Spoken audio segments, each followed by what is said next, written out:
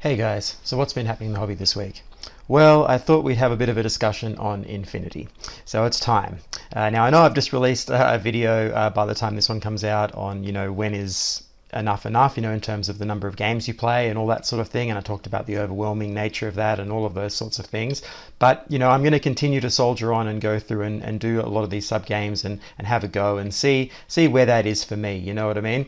And yeah, I'm still keen to give Infinity a go and see how I feel about it. I've got a couple of the models now, and we've done the custom scheme on a Yu Jing model. You can see that. I'll probably put the link in the down there if you want to check that one out. We're going to be continuing that. So I've got the Mongol Cav unit for the Yu Jing, this Wolf Suit one, and yeah, I think this is going to be really cool. I've wanted to paint this one ever since I saw it, and I think those blue-greens that I've come up with for the Yu Jing scheme will be pretty cool on here. We'll probably add some white as well, and maybe a secondary color, probably red, but we'll see how we go. It should be interesting anyway, so a nice little journey. And while I paint this, yeah, we'll be talking about Infinity, and coming from the point of view of, I guess, someone who is new to Infinity and looking at it from the outside in. So what are my initial impressions of it? What do I think? Is it any good? All that sort of thing, and how keen I am for it,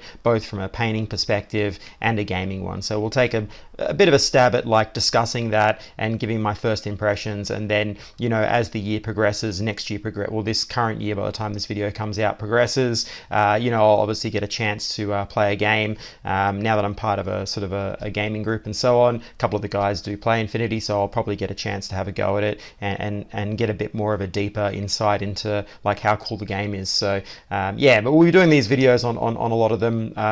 By now, either there'll be a Warcry one, or I'll have done one on Warcry, or it will be coming. I'm not quite sure. I'm doing these videos quite ahead in advance, so I don't know exactly the timeline yet. But anyway, you'll be seeing more of the sub-game stuff and me painting up a bunch of warbands and armies for those. But today we're going to be talking about Infinity. So before I waffle on too long, I guess we should get started, eh? So yeah, what do I think about Infinity? Well, coming at it from the outside looking in, the first thing you're going to notice is that everything is in metal, or at least in, it'll be CO cast, some of the new stuff, which is a type of, I guess, plastic, but it's more like a resin material than a the sort of plastic that you're used to. So it's still going to be roughly a sort of resin type, but it is better. The CO cast stuff, the new stuff that they're doing for a lot of their range, will be better. It's crisper, it's nicer to work with than the pewter, the metal. But it is coming from an older style of miniature production and your interaction with it. So that won't matter so much if you're new to the hobby in general, but if you're someone like me who's been in the hobby before and is used to plastic miniatures and then, thinking about getting into Infinity, that's going to potentially be a stumbling block or a hurdle towards entry. It is a different type of modeling and hobby experience to work with metal. You've got to use files and different things. You're going to be using super glue and so on, which is fine, but it's a bit more rigorous. You've got to clean up the parts a little more. There's a little bit more to it, and one of the first things you'll notice when you get into Infinity models is that they don't have pre-cut slots for their bases, things like that, so you're drilling holes and carving things out to fit, which is fine. It's normal practice for the hobby, but it is something that again is another little tiny hurdle when you're getting in. Now if you're like me, we'll go from the point of view that you're already in the hobby. I mean, I guess if you're listening to this, then you probably are somewhat exposed to the hobby, or you've at least painted something or done a little bit anyway, so that sort of hurdle I guess won't matter so much. So we'll come at it more from my experience of coming into this with a little bit of experience behind you. And yeah, that is something that I still considered, right? I still looked at that and thought, do I really want to be painting metal? And from the one point of view, it really does take you back. So if you were around for the original days when everything was in metal, it does kind of give you that nostalgic feeling of being back there in that world of metal miniatures, and that's okay. It's fine. Like I've come to enjoy it. I'm not like put off by that, but for some that might be. So then there's that, and then I guess the next sort of thing is the game itself and the naming conventions and I guess the lore behind it and all of that sort of thing, it is daunting because it's such a huge, like for a skirmish game or a slightly more skirmish game, it is a very large game, and I think comparable to something like 40k, it does have quite a big amount of lore behind it, factions, miniatures, etc., and it's not altogether clear when you first look at it what's going on. The factions are all based on, I think that comes down to the lore really, and what it's drawing from, which is kind of a quasi-historical kind of thing, as far as I understand it so far. And again, this is coming from the outside in. We're looking at this in terms of how good is Corvus Belli at explaining their game, like my exposure and what I have gleaned from it. And this all might be wrong, so those that are playing Infinity more will be able to correct me on this in the comments. That's fine. But this is actually like a real impression of like someone who is experiencing this for the first time, and how good is Corvus Belli at actually, giving me that information when I'm going to their website or others and trying to get that information from it. So from what I gather is you're in a sci-fi world where I think an AI recreates historical figures and brings them to life. So that's how you get all these sort of I guess some mythical figures, like I think there's even like the Greek and Roman gods or whatever are real in this world, things like that. So this AI is like creating them. I think that's part of the whole idea. But you have real historical or real factions that are sort of a bit, I guess, hyper fantasized, but they're still real. So you have, the Yu Jing, I think, are basically like maybe China and so on. Or you have, there's also, I think, a Japanese faction and so on. There's a Russian kind of faction. Sometimes they're given different names, but they're sort of basically the extrapolation of those, our current era, like world powers, but in the future, something like that. But there's also, from what it looks like, they're drawing from real world religions as well. So there's that element in the game, and for some maybe that will turn you off. For others it won't be a problem. But there is real world, I guess, ideologies and themes going on in this game, and that also not just from that sort of point of view, but also from the gunplay and the mechanics of the game. They're trying to get a realism there too. So there's a lot of elements to this game that are drawing from, I guess, almost like a historical kind of aspect to miniature wargaming, which has a lineage. You got Napoleonics and so on all the way through to now, but there's a lot of World War II and one reenactment miniature hobbies and so on. There's a lot of I kind of feel like, even though it's a sci-fi game, they are drawing from that kind of side of things as well, and that will appeal to certain players and won't appeal to others. So there is this kind of, I guess, real world element to this science fiction game, which is layered over the top of it. And I guess for me, that doesn't really put me off. I would have preferred them to, hyper realism or push it into a more fantastical realm. I think using real world, especially religions and so on, is potentially problematic. I think one of the factions even has crosses in their helmets and so on. They're a crusading force. They're literally crusaders, from Catholic religion and so on. So you've got this sort of element there that might be problematic for people. And I don't know how deep it goes into the lore, but just from the outside looking in, that's what I see. So, if you're not into all those sorts of things, then I guess Infinity might be a bit of a turn off. But we'll say for argument's sake that it's fine. For me, I'm not that worried about it. It doesn't bother me, but it is something that you need to look at because it's there. The way Warhammer gets around it, the way Games Workshop gets around it, is that essentially their IPs are like meant to be satire. They're meant to be, a sort of a hyper-real look at what happens when things like fascist regimes go to their extremes, and done in a kind of parody or a satirical way or whatever. It's not meant to be taken seriously. That's how you can have things like Black Templars and so on, because it's meant to be, basically a piss take on that type of thing. You're not meant to be, looking at it with Space Marines, they're basically a critique on that type of, obviously bad ideology and so on that ends up in horrific acts, as we all know historically. Well, I won't go into all of that in this particular talk, but you understand what I mean. That's the way GW goes about it, and they've stated that. Not long ago actually, they made a statement to explain their position on especially for 40k and so on, this grimdark world, that it's not meant to be taken seriously, that it is in fact a parody or a satirical natured IP, and that they don't believe in any of the concepts that are within the game, right?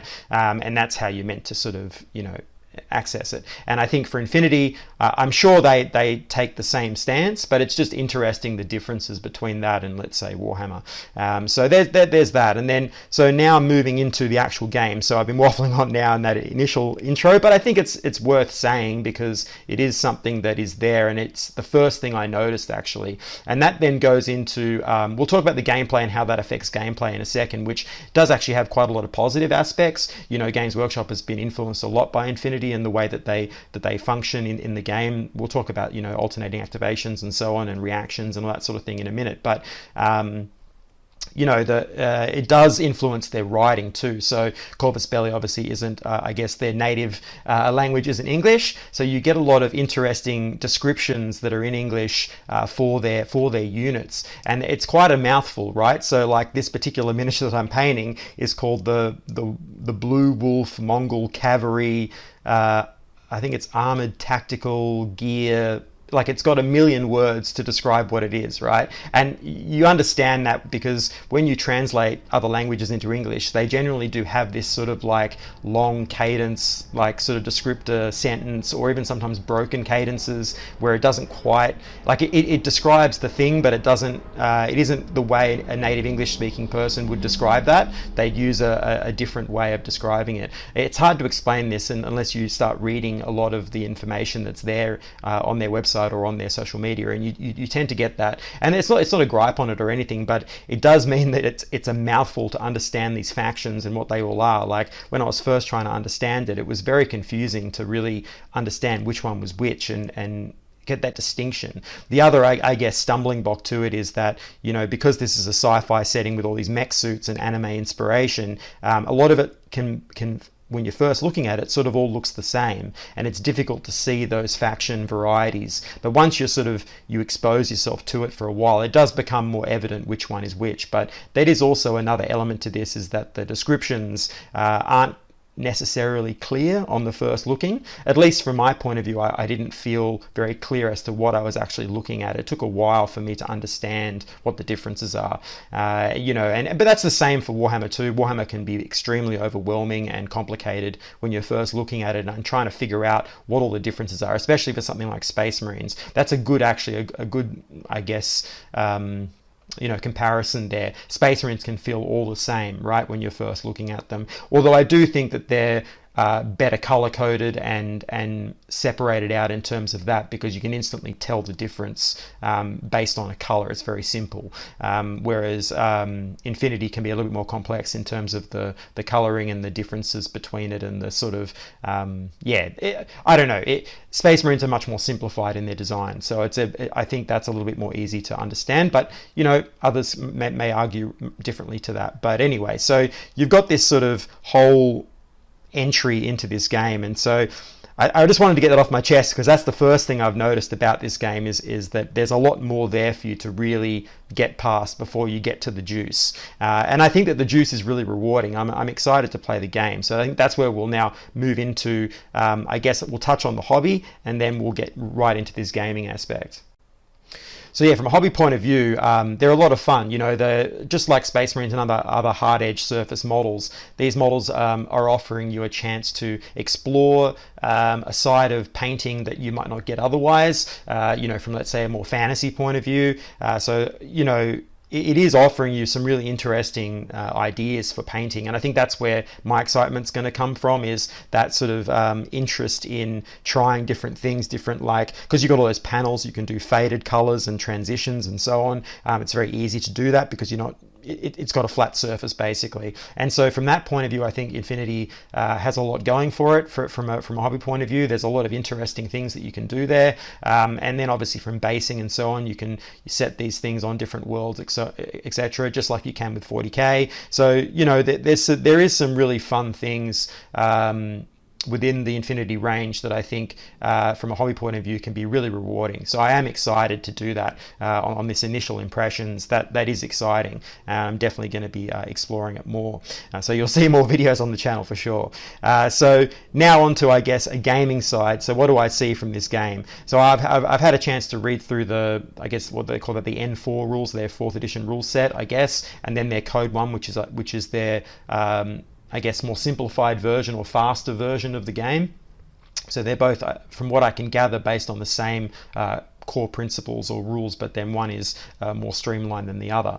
And from first look, you can see where Games Workshop is getting a lot of inspiration from their current game design, putting reactions in and so on. But this Infinity takes it to the next level. And this is again where that sort of real world influence comes into this game, because they're literally allowing you to have constant reactions in the player's turn, almost infinitely. They say that. So like, I'll give you an example. So if you're moving your model and it comes within line of sight or range of an enemy model, that enemy model has a chance to react, and you're getting, I think it's 2 activations, a bit like Warcry 2 activations, and each activation, any enemy that comes in range or in line of sight of you gets a chance to react to you. So it's kind of like an ultimate Overwatch. If you ever played things like XCOM or other games where you have Overwatch, or even Necromunda has Overwatch, etc., where you're reacting in a player's turn when they move into range of you, then you get a chance to take a shot at them. And I haven't looked through all the reactions and what you can do, but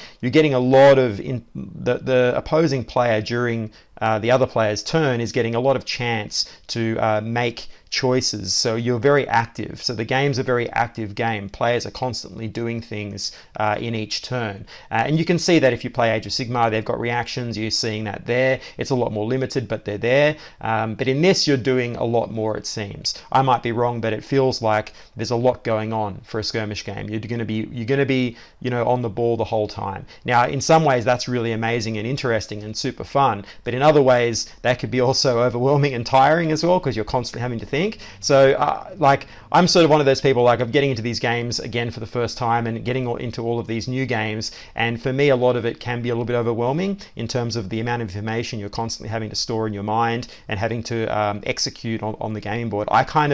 Myself personally, I kind of really like turn-based games where you don't have any reactions in your turn, and I know other people will disagree, but it gives you a chance to rest, to sit back and relax for a minute and actually take in the game state and look at the board and see what you can do next turn to react to what your opponent's doing. And when you've got a constant set of reactions you have to be thinking about while their turn is going, you never get a chance, really, or at least I find, a chance to actually come up with a good tactical decision for the following turn, because you're already having to make reactive decisions constantly while it's going. So in some ways I think it's a detriment, but in other ways it's a lot of fun. But I personally like that downtime because it gives me a chance to reset and think about what I'm doing. But that's another talk we can have on another discussion. So they've got all these like reactions, and I think it's going to be fun because it's a skirmish game. It's not too overwhelming. If it was a large scale battle game, I think that'd be a lot. But from a skirmish point of view, I'm sure it's fine. So for me, I'm not put back by these types of things, but it does seem like they've got a lot of detail there. There's a lot of good points there as well. They really go into detail in terms of like how line of sight works and what the model, the area the model takes up, and all these types of things. It's quite descriptive. There's a lot of information there in that rule set, which is trying to, I guess, weed out any ambiguity. And I'm pretty sure that this game, I mean, those that play it will be able to tell me, but it does feel like there's less room for manipulation of the rules than let's say an average GW rule set, which is a lot more ambiguous on certain elements. It looks like they've been very rigorous in terms of really delineating for you every single aspect of this game, so that there's no gray area. It's very black and white. That's how the rule set feels to me when I'm reading it and when I'm looking at it. That's what it feels like. So that's cool. That's good for people who are really interested in tactical gameplay.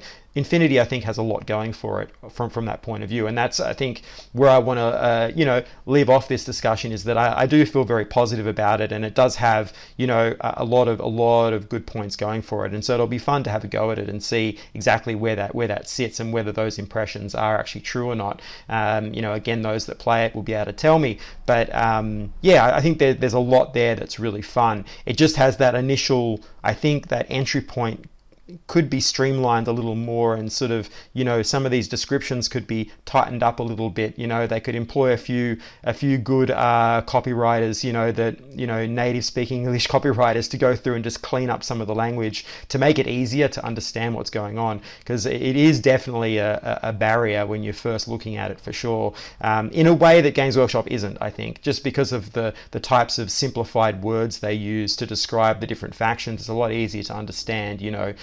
Just shortening it, like this wolf suit could just be like wolf suit or whatever, or something shorter, less words to describe the miniature would be good. But that's just my own personal thing. But ultimately it's pretty positive, and I think it's going to be a lot of fun. So by now you should be seeing me finish this paint job up. I don't know exactly where I'm going yet with it, but it's going to be along that custom scheme line, and I'm sure I've enjoyed it. I enjoyed the last ones that I painted, so I think it'll be fun. But let's take a look at him, and I'll give you my closing thoughts on this, because I think I've waffled on too long on this particular topic, but I am super keen to try it. So hopefully we'll have some more videos on Infinity, and I'll be able to go a bit more into detail into the gaming side of this, because that's what I'm interested in with this skirmish game, to see what it's like. So there we go, my first impressions of Infinity. I think it's going to be cool. I'm definitely keen. And let's take a look at how I've gone here on this wolf suit. So initially I was pretty, not hesitant, but like a little bit worried about how I would go with this, because Infinity has a lot of hard edge surface stuff, and it can be a little tricky to paint. And so I was a little bit sort of just worry about whether I'd like this or not, or whether I'd enjoy the process that much, you know what I mean? But I can tell you honestly that, after finishing this one, I'm really happy with it, and it was actually pretty pleasurable to do, and wasn't as, I guess, laborious or difficult as I initially maybe was worried about. Look at him, he's such a cool model, right? I think that's where Infinity, really does well, is when they combine that fantastical element, like this sort of wolf idea motif, with the science fiction sort of mecha suit idea, because I think when they just do the normal sort of mechs, it doesn't have quite the flavor or the individuality that the sort of fantastical ones do, like this, and there's a few others that combine some of that either alien or fantasy element, and it gives them a really unique sort of silhouette and look, and I think that's where they really excel in their range. But that's my own personal opinion. But yeah, I can honestly tell you I enjoyed doing this. It was actually really cool, and I'm really happy with the results. The inclusion of the white really helps, the red and so on. It's a pretty fun color scheme, and I like it. There was a little bit of problem there initially. You would have seen maybe a little bit in the base coat. Something's changed with those army paint colors, the blue. I'm not sure, maybe it was left out in the sun or something, I don't know, but it wasn't going on particularly well. I had to do quite a few coats for that base coat, so you might end up seeing a version 2.0 of that, of this custom scheme, if I decide to change out the brand and use another blue or green as the base. But I really do like it still, so it's pretty fun. I really think this would be really cool on a tower model for 40k. I think that this color scheme would work really well. We might end up doing that at some point as well, because I'm really vibing on it. But anyway, I hope you've enjoyed this. I'm going to leave a nice image of him at the end so you can see him and the paint list as I normally do. But I hope you enjoyed this. Please hit that like button, subscribe button. It really helps me out. And I guess I'll catch you on the next one.